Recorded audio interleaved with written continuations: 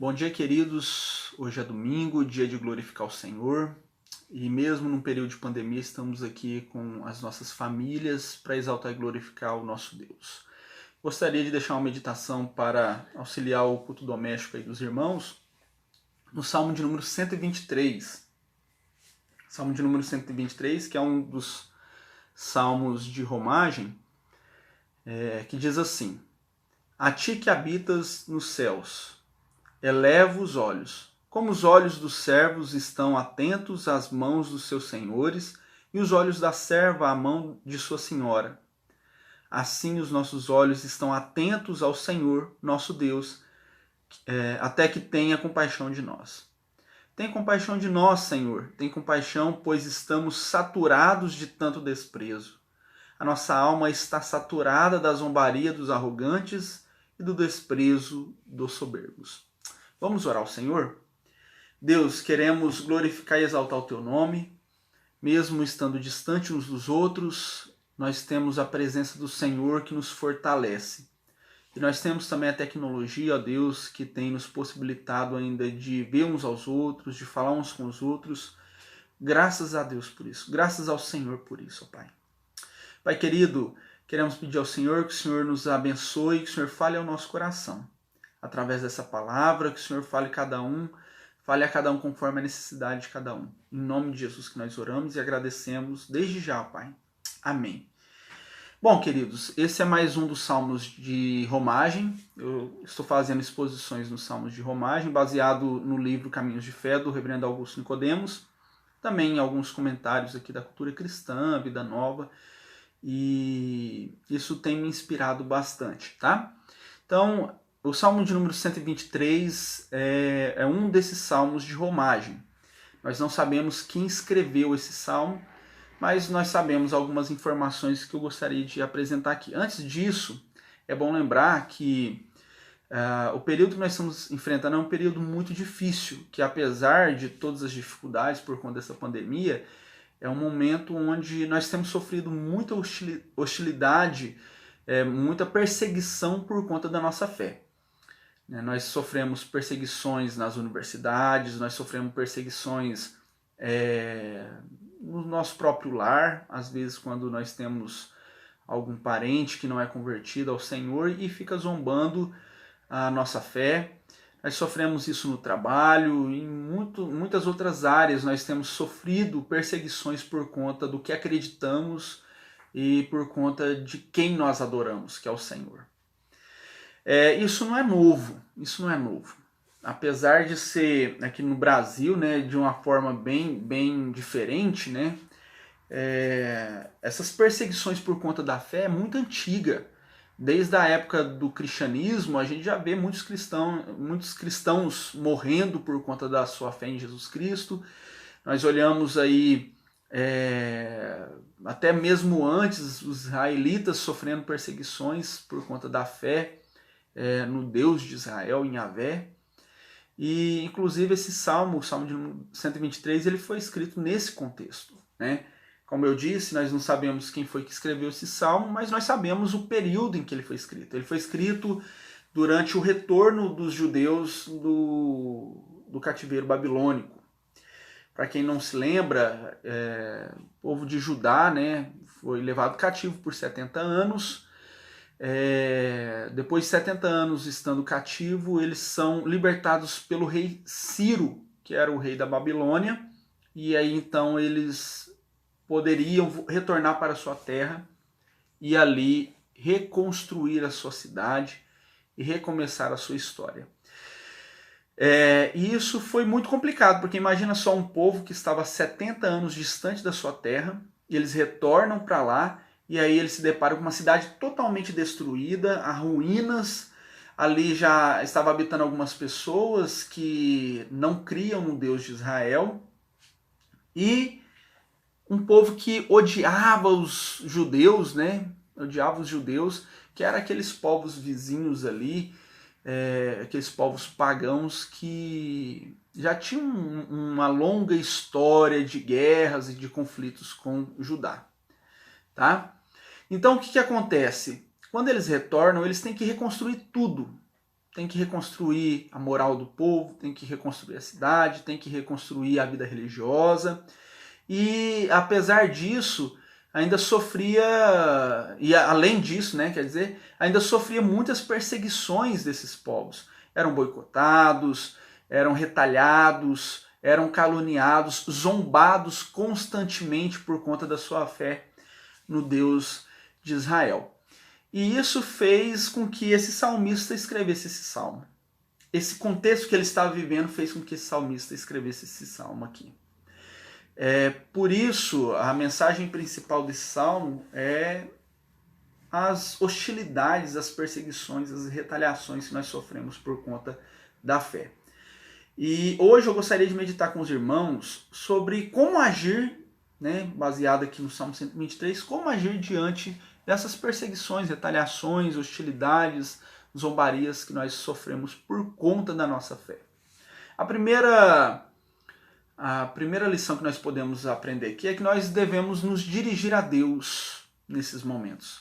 Nós devemos nos dirigir a Deus em oração, em clamor, apresentar a Deus o nosso lamento, as nossas angústias, nossas aflições que são resultados dessas perseguições religiosas que nós sofremos, tá?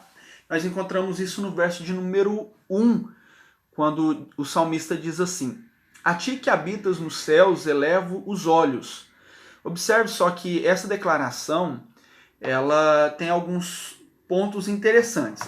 O primeiro detalhe que eu gostaria de enfatizar aqui, desse versículo 1, é quando o salmista diz assim: a ti que habitas nos céus. Né? A palavra habitas, a palavra hebraica que foi traduzida como habitas, ela também pode ser traduzida, ela tem o sentido, né, de lugar onde você se assenta, né?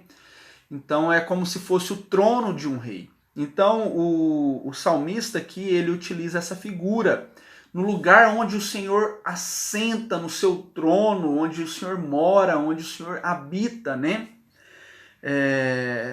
E quando ele faz essa declaração, ele está demonstrando o que ele tinha como teologia no seu coração a respeito do Senhor, né? As convicções que ele tinha no seu coração a respeito de Deus. Ele tinha uma convicção de que Deus, ele era soberano, transcendente, né? Assim como um Deus imanente, por isso que ele ora a Deus, mas também era um Deus transcendente, um Deus soberano, exaltado, glorioso, aquele que tinha o domínio de todas as coisas nas suas mãos e aquele que reinava toda a sua criação lá da sua habitação, lá do seu trono, lá da glória, né? Então, isso é muito importante. E o segundo detalhe, né? O outro detalhe é o que ele apresenta diante desse Deus que está assentado, está na sua habitação, reinando, governando sobre a sua criação. E ele diz: eleva os olhos. Então, olha que interessante. A palavra eleva os olhos, ela tem um sentido muito importante que é a oração. O judeu, diferente de nós hoje, o judeu naquele período, ele orava de uma forma muito diferente. Ele não fechava os olhos e abaixava a cabeça como nós fazemos nos momentos de oração. Ele levantava suas mãos e ele levantava também os seus olhos para os céus, direcionando para quem quer que ele estava orando, que era para o Deus que habita na eternidade, nos céus, né? O Deus transcendente que habita sobre todas as coisas. E ali então ele orava ao Senhor. Então essa era uma prática de oração, levantar os olhos para os céus, levantar suas mãos para os céus e dirigir a oração a Deus. E quando ele levantava os seus olhos, ele indicava em quem é que ele estava concentrado, em quem que ele estava dedicando a sua atenção naquele momento de oração, que é esse Deus que assenta no seu trono acima de todas as coisas. Então o salmista apresenta isso. O reverendo Augusto Nicodemos, no seu livro Caminhos de Fé, ele fala assim que, assim como um casal que está há muito tempo juntos, eles têm intimidade um com o outro, a ponto de um olhar para o outro e o outro saber a mensagem, né? Eles conseguem transmitir mensagem através do olhar. Assim Deus também, quando ele olha para o nosso olhar, ele sabe o que nós queremos expressar. Então nós estamos expressando, nós estamos revelando ali a nossa aflição, a nossa angústia por conta da perseguição, o Senhor vê isso no nosso olhar. Às vezes a gente não consegue nem orar, né? Diante de tamanha tristeza, diante de tamanha angústia, mas o Senhor, Ele entende o nosso olhar. Isso me lembra 2 textos. O primeiro texto é aquele texto do Sermão do Monte, de Mateus capítulo 6. Deixa eu ver aqui o versículo em específico, que eu separei aqui. Versículo de número 5 a 8, quando Jesus fala sobre a oração. E ali naquele texto Jesus fala que o nosso Pai em secreto nos vê. Olha que interessante. Também um outro texto que é Salmo 139, verso 4, onde ele diz assim que o salmista diz que a palavra nem havia chegado à sua língua, o Senhor já a conhecia todas, porque o Senhor é onisciente. Então, o Senhor, no nosso olhar, Ele sabe o que nós estamos passando e o que nós queremos comunicar a Ele. Mas uma segunda lição que nós podemos aprender é que diante desses momentos de perseguição, de hostilidade por conta da nossa fé, nós não podemos apenas orar ao Senhor, mas nós devemos também estar atentos à resposta de Deus diante desse lamento, diante dessa oração, tá bom? Isso nós podemos observar no verso de número 2, quando o salmista diz o seguinte: como os olhos dos servos estão atentos às mãos de seus senhores, e os olhos da serva à mão de sua senhora, assim os nossos olhos estão atentos ao Senhor, nosso Deus, até que tenha compaixão de nós. Então, olha só, o salmista ele utiliza uma figura que, uma ilustração muito interessante. Ele utiliza o exemplo do servo, do empregado, que naqueles tempos eles ficavam observando a mão do seu senhor para eles entenderem o que o seu senhor estava se comunicando com ele. Então, naqueles tempos, o seu senhor chamava o seu empregado com a mão, ele fazia sinais, tipo assim, retira a mesa, né? Traga mais comida, limpa aqui isso que caiu. Então ele fazia tudo isso sinalizando com as mãos, e os seus empregados ficavam o tempo todo ali observando. E o que acontece? Assim, o salmista utiliza essa ilustração para falar que ele estava todo o tempo observando a mão do seu senhor ali, assim como um servo observava a mão dos seus patrões, né? Para saber a resposta de Deus. E ele tinha consciência de qual que seria a resposta de Deus. Ele já sabia qual que seria a resposta de Deus, que era a compaixão, aguardando a compaixão de Deus, né? Através dessa resposta aí.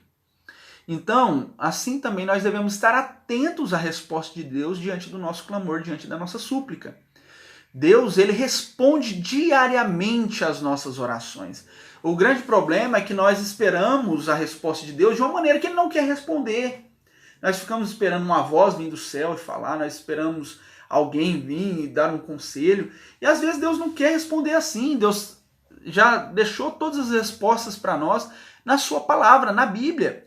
O problema é que nós não abrimos a palavra de Deus para ouvir a voz de Deus. E não abrimos, consequentemente, os nossos ouvidos para ouvir a voz do Senhor.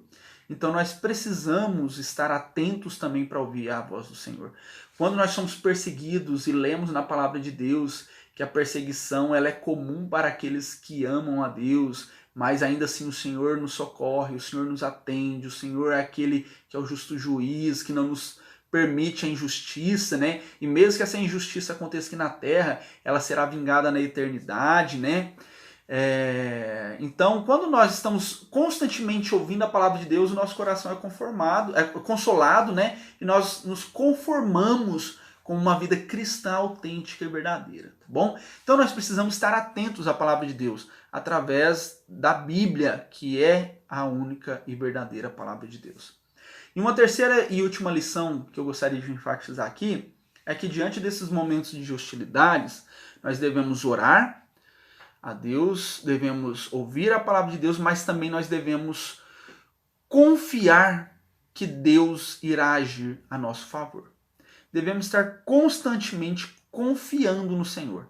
Devemos tomar cuidado para que o nosso coração não duvide da mão de Deus agindo a favor daqueles que são teus. Porque como o nosso coração é corrupto, Nós estamos a todo momento vulneráveis a duvidar da boa ação de Deus em favor da sua igreja. Nós vemos isso no verso número 3 e 4, onde o salmista diz assim, olha só. Tem compaixão de nós, Senhor, tem compaixão, pois estamos saturados de tanto desprezo. A nossa alma está saturada da zombaria dos arrogantes e do desprezo dos soberbos.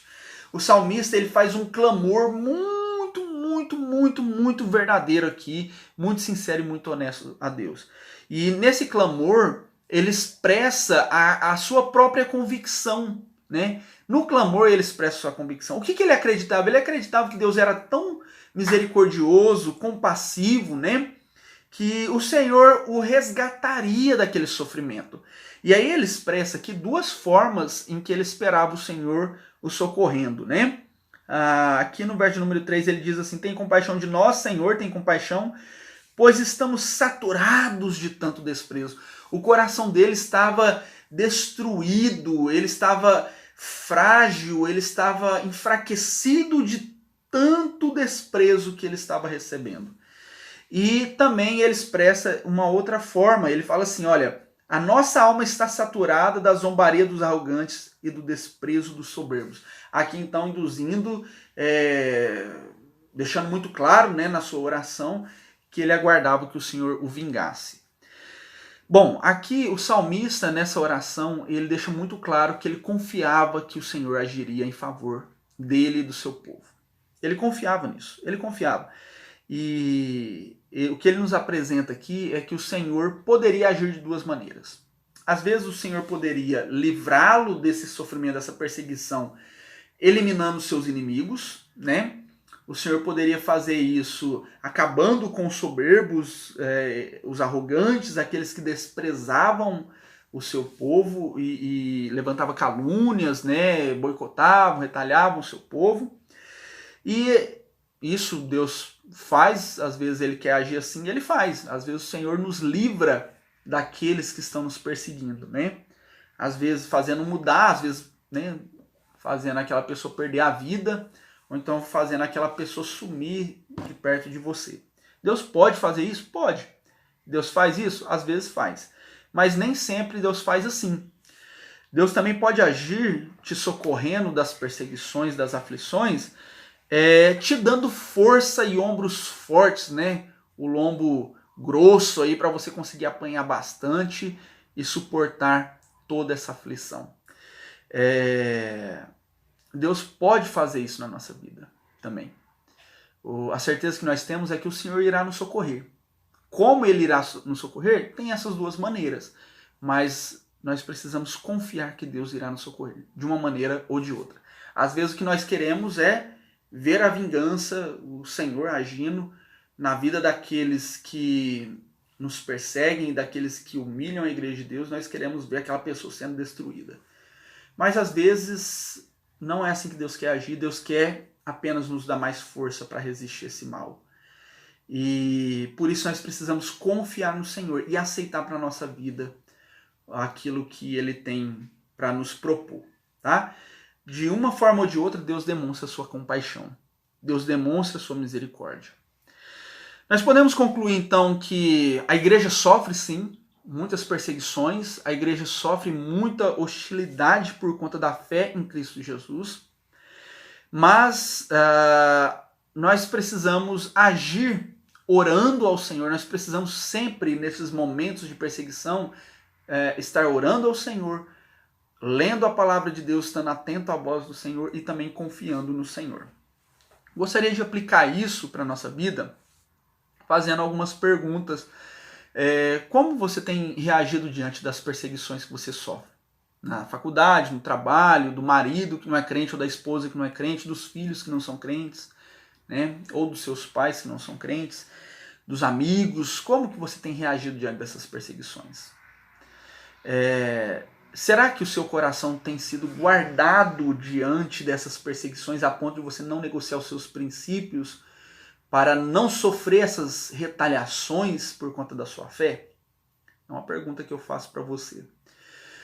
E eu quero deixar claro aqui que, independentemente da perseguição que você esteja sofrendo, né, tanto aqueles que são missionários em países que não aceitam o cristianismo, esses são mortos, torturados. Tanto nós que estamos aqui no Brasil, que é um país livre, que permite a expressão da nossa fé, mesmo perseguindo de outras maneiras, mas uma perseguição mais leve, né? Nenhuma dessas perseguições se compara à maior de todas as perseguições, o maior de todos os retalhos, maior de todos os escárnios e humilhação que alguém pode sofrer, que é a de Cristo. Tá? Cristo sofreu humilhação, escárnio, foi torturado, foi perseguido constantemente e foi morto numa cruz por amor a nós, com a intenção de nos reconciliar com Deus. Ele carregou sobre ele os nossos pecados, perdão. Ele carregou sobre ele os nossos pecados. E tudo isso ele sofreu para nos reconciliar com Deus. Então, o que é a nossa perseguição diante dessa maior das perseguições? Essa perseguição que seria nossa e Cristo carregou sobre ele. Né? Por isso, queridos, nunca negocie sua fé. Nunca esmoreça, nunca deixe de confiar no Senhor. Quando você começar a ser zombado, se alegre no Senhor, porque você está sendo zombado por amor a Cristo. Quando você estiver sendo escarnecido, louve a Deus, porque você está sofrendo isso por amor a Cristo. E qualquer sofrimento que a gente passe por amor a Cristo não se compara ao sofrimento que Cristo passou por amor a nós. Tá bom? Que Deus te abençoe, te fortaleça nesse momento. Não deixe de orar a Deus, não deixe de ler a palavra de Deus e nunca deixe de confiar no Senhor. Nunca deixe seu coração questionar isso na sua alma, aí, no seu íntimo. Nunca deixe o seu coração questionar a sua fé diante do Senhor. Tá bom? Que Deus te abençoe, te fortaleça. Vamos orar? Senhor Deus, nós queremos clamar ao Senhor, que o Senhor nos abençoe, nos fortaleça, que o Senhor guarde a tua igreja, que o Senhor, ó Pai querido, nos livre dos nossos adversários e também que o Senhor nos faça fortes, que o Senhor nos dê ombros fortes para aguentar todo esse peso, esse fardo que é a perseguição por conta da nossa fé. Em nome de Jesus Cristo, nós te louvamos e te agradecemos por tudo. E pedimos ao Senhor, o Senhor desperte no nosso coração o desejo de ouvir a tua palavra. Em nome de Jesus que nós oramos. Amém.